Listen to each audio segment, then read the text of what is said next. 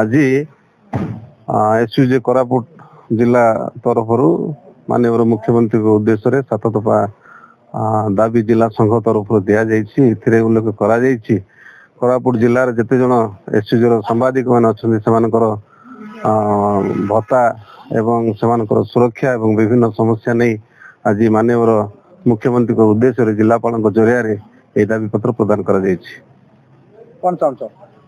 ଆମେ ଚାହୁଁଛୁ ଆମମାନଙ୍କର ଯୋଉ ବିଭିନ୍ନ ମୌଳିକ ଅସୁବିଧା ଗୁଡ଼ିକ ରହିଛି ତାହା ଯଥାଶୀଘ୍ର ସରକାର ପୂରଣ କରିବା ନିମନ୍ତେ ଆଜି ସାରା ଓଡ଼ିଶାର ବିଭିନ୍ନ ଜିଲ୍ଲାରେ ଏହି ଦାବିପତ୍ର ପ୍ରଦାନ କରାଯାଉଛି।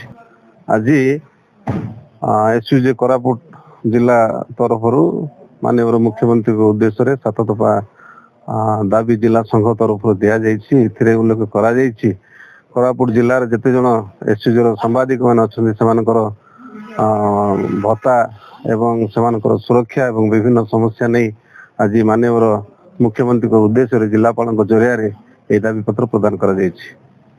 କଣ ଚାହୁଁଛ? ଆମେ ଚାହୁଁଛୁ ଆମମାନଙ୍କର ଯୋଉ ବିଭିନ୍ନ ମୌଳିକ ଅସୁବିଧା ଗୁଡ଼ିକ ରହିଛି ତାହା ଯଥାଶୀଘ୍ର ସରକାର ପୂରଣ କରିବା ନିମନ୍ତେ ଆଜି ସାରା ଓଡ଼ିଶାର ବିଭିନ୍ନ ଜିଲ୍ଲାରେ ଏହି ଦାବିପତ୍ର ପ୍ରଦାନ କରାଯାଉଛି।